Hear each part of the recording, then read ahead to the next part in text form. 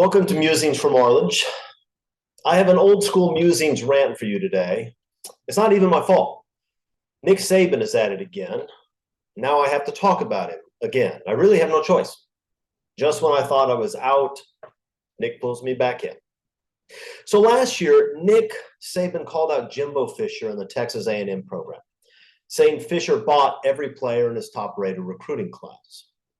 Now Nick is on the warpath again. This past week at SEC Media Day, Saban went after A&M again, but he also went after Texas and USC. Nick Saban complained that NIL was ruining parity in college football. Yes, you heard that right. Nick Saban was complaining that more parity is needed. Here's Nick talking about the lack of parity in college football. Quote, "You think it's here? I think the way Southern Cal, Texas, and Texas A&M are spending money, it hasn't hit yet. What are you willing to spend?" End quote. Poor Nick Saban, huh? All he wants is parity in college football. He doesn't want any schools to have a major advantage in recruiting. He doesn't want any schools to have dramatically better rosters than their opponents.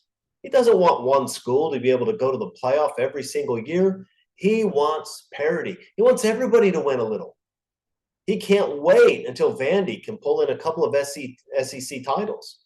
Then we'll have the parity that Nick Saban so badly wants, his dream scenario. Nick Saban just can't stop talking about NIL. It must keep him up at night. Last December, when a reporter asked Nick Saban about NIL, he said, quote, "I don't know how you make comments about a crazy situation right now." But you do know, Nick, you do know how to make those comments about this crazy NIL situation right now. And I know you do because you keep doing it. Last year was Jimbo Fisher. This year it's Texas A&M and Texas and USC. A month from now, it'll probably be somebody else that you'll have choice words about. And since you keep bringing up the subject, let's have an honest talk about it. But here's the thing, Nick. It's hard to have an honest conversation about NIL when the guy who keeps starting the conversation keeps lying. Nick Saban does not care about parity. He doesn't. We all know that. And he shouldn't care about parity. Nick Saban is a football coach, a great one of the best to ever do it. He's a competitor. He is paid a fortune to win. You see that? That's Nick Saban's house. It is not the house that parity built. Assuming Nick Saban is paid every other week, like most employees in America are, every single paycheck Nick Saban receives is for $421,153. That's just his Alabama income. That doesn't include the Aflac commercials and other sources of income. Now, being that the median home price in the state of Alabama is $281,000, Nick Saban could buy a new house in Tuscaloosa in cash with every single paycheck. Do you think parity got him that? Now, don't get me wrong. I'm actually glad Nick Saban makes 7 figures a month. He generates a lot more than that for his university, and I like to see success rewarded. Here's what I don't like. I don't like dishonesty. Nick Saban does not want parity. He's never wanted parity. He has benefited tremendously from the fact that his university has huge built-in advantages that allow him to dominate college football in a way that's possible at only, say, 4 or 5 universities in the country. He wasn't winning national titles every year at Michigan State. He went to one of the programs that have the most built-in advantages in America, and he's dominated. And he wants to avoid the end of that dominance. That's what bothers Nick Saban. He's not about to give up the recruiting advantages that allow him to dominate college football so much. He just wants to be the guy with the advantages. Nick wants to win all his games. Just tell us the truth about that, Nick. It's okay. We already know. But there's something else that Nick isn't telling the truth about, what Alabama is doing. Now, remember last year after Nick Saban called out Jimbo Fisher? Jimbo called a press conference to discuss what Saban had said, and Jimbo said only one interesting thing in that entire press conference. All the other discussion about whether or not he bought his recruiting class was silly. Of course he did. Why would the best players in the country want to play for Jimbo Fisher? Fisher makes the same money that Saban does, only Jimbo gets paid that money and then falls on his face every single year. He is the biggest underachiever in college football. The program he runs is historically the biggest underachiever in college football. It's a match made in heaven. All of the resources in the world, all of the upside in the world, and absolutely nothing to show for it, year after year after year. Now, why would great players choose to get into that clown car? Why choose Jimbo Fisher and A&M over Alabama just so they can go and lose 4 games a year? Money. Of course it's money. Show up for a year, get your paycheck, and leave. That seems to be the plan for most of these kids, and it's not a bad one for them or for us. Welcome to Troy, Anthony Lucas. All of the talk in that Fisher press conference about how it wasn't money was silly. Obviously, it was money. But Fisher said one thing that was pretty important. Now listen to this. Here's a quote from Fisher. Some people think they're God. Go dig into how God did his deal. You may find out a lot of things that you don't want to know. We build him up to be the czar of football. Go dig into his past or anybody that's ever coached with it. You can find out anything you want to find out, what he does and how he does it. It's despicable. End quote. Now, Jimbo Fisher has been competing with Alabama at LSU, FSU, and A&M for 2 decades. Jimbo Fisher knows where the bodies are buried. Why was Fisher so angry? In large part because he got called out for paying players by Alabama. Let that sink in for a moment. That's like getting called out for being a mobster by Tony Soprano. I get why he's upset. That probably is infuriating. Nick Saban came into Alabama and dominated a league that has spent decades making the violation of NCAA rules into an art form. I mean, remember, Mississippi State offered Cam Newton $150K. Mississippi State, they're not even any good. There's no way those guys were the highest bidding program in the SEC. That was bottom feeder money in the South. Now, I'm not going to go through the SEC's history of paying football players. That's probably something that Ken Burns should tackle next, because I don't have time for a 12-part documentary. But Apollo Creed once boasted that he had retired more men than Social Security. Well, the SEC has supplied more houses than Habitat for Humanity. And Alabama has been the leader in that conference for decades. I wonder how. Twice in the last 30 years, Alabama has had to vacate wins because of NCAA violations related to paying players. Those are just the times they were caught and punished. Do you remember what happened after last year's Nick Saban rant about Jimbo Fisher? Players started to come out of the woodwork and talk about the money they had been offered to play at Alabama. They had talked about the cars that were given to Alabama players when they signed with the Tide. Jimbo Fisher wasn't making up his statement that Alabama has been dirty. Everybody knows it. Google it. You'll see. I'm not going to do everything for you. Do some research.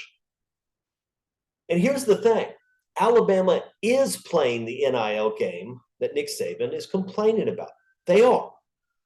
Recently, ESPN.com had an article about Simbo's Jimbo Fisher rant. In writing that article, they relied upon, among other people, unnamed sources inside the Alabama program and some named sources like former Alabama quarterback Greg McElroy. Not exactly an anti-Saban source there. And here's what the ESPN article said. Quote, if you want to understand why Saban said what he did last May, start there. Sources close to the program say it was never about Texas A&M or Jimbo Fisher. It was all about Alabama, end quote. You see, Saban was getting outbid. Alabama was offering cash, just not enough. Saban was frustrated because Alabama boosters weren't giving him enough money to compete with the Jimbo Fishers of the world who had bigger bags of money to offer. He was frustrated that Jimbo Fisher had more money. Alabama was offering money to players. Alabama started offering money to players when money and players were first invented. You think Nick Saban came in and stopped that and then proceeded to have the best run in college football history? No, Nick was just frustrated that Jimbo had more money to offer. Here's more from the ESPN article. That night in Birmingham, Saban told the audience what recruits were asking him. Well, what am I going to get? He said prospects in the state who grew up wanting to go to Alabama wouldn't commit if the Tide could not match another school's offer. But to be in the conversation with top prospects, NIL money has to be competitive. In the beginning, Alabama was too far apart from other schools. Now, according to sources, Alabama is close enough in NIL for the rest of Saban's pitch to matter. I want you to listen to what ESPN is saying, talking to these Alabama sources. Alabama was trying to compete in the pay-for-play game. They were failing. They didn't have enough money. Now they've made huge progress, and now they're actually very close to the other major NIL players. And that's why their recruiting picked up dramatically in the second year of this. Alabama can now compete in pay-for-play. That's how they picked up such a fantastic recruiting class this past time. And Nick Saban isn't even denying it. More from the ESPN article. Saban was asked in December about how NIL played a role in the team's 2023 signing class, which featured 4 more ESPN 300 players than the year before. It did have an impact on recruiting with some players, he said. He paused and then shrugged. Yeah, I kind of feel like shrugging too, Nick, because I don't like being gaslit. I don't really like an Alabama football coach who everybody knows has been overseeing a program that pays players for years talk about how awful it is that other programs are paying players. You and your university don't really have any standing to complain. And frankly, it's embarrassing to hear you talk about parity. You don't want parity. You have presided over the least amount of parity in the history of college football, and that was the plan. I get it. Makes sense to me. Just don't act like it's immoral for somebody else to have a comparative advantage over you when you have had a significant advantage over everybody else in college football for most of the last 16 years. Your complaints are silly. You're mad because the price has gone up. No longer is it enough to give kids a car and some walking around money. And so you're starting to complain. Sir, have you no shame? But what does any of this have to do with USC? Are the Trojans playing the NIL game? Well, they're trying a little. Caleb Williams is doing well. They've signed some other players that are already on the team. Most USC fans wish they were trying a little harder. But it's certainly the case that USC is getting consistently outbid by teams like Oregon. So why is Nick Saban talking about USC? Why isn't he talking about Oregon? Because remember his audience. Nick Saban is trying to push Alabama supporters to throw more money in the pot. He needs more NIL cash if he's going to continue to dominate. Nick Saban is like a politician running for high office. He is always trying to get more money in the coffers. It's what he has to do now. And he's trying to scare Alabama boosters into providing it. And the simple reality is that talking about Oregon isn't going to scare Alabama boosters. If Nick Saban stood up in front of Alabama boosters and said he needed more money because the Oregon Ducks were coming for him, the booster would laugh so hard many would fall out of their chairs. You'd have a bunch of broken hips with old Alabama alums. Shoot, half the room would probably die of laughter. The coroner would have to come collect some 37 bodies of Alabama businessmen, their faces half buried in a plate of chicken fried steak. Nick Saban isn't calling out Oregon because Alabama fans think Oregon is a clown college, a bunch of overhyped, under-successful kids playing dress up in the rain every Saturday afternoon. Talking about Oregon does not generate fear in Alabama. It does not get Alabama boosters to write checks. You need a peer to do that. You need a threat. Nobody ever motivated Led Zeppelin by telling them that the new Monkees album was amazing.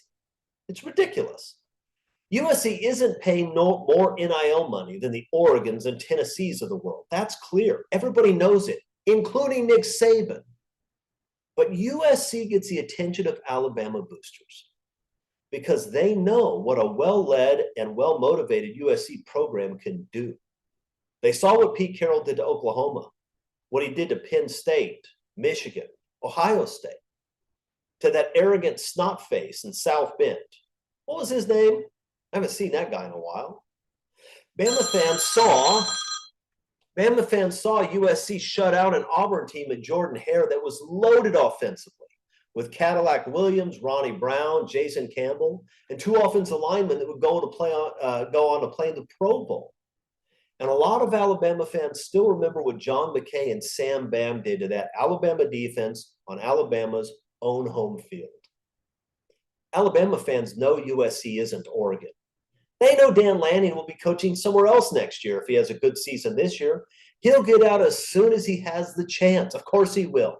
All Duck coaches do if they're successful. You think Dan Lanning dreams of coaching against San Diego State on the CW?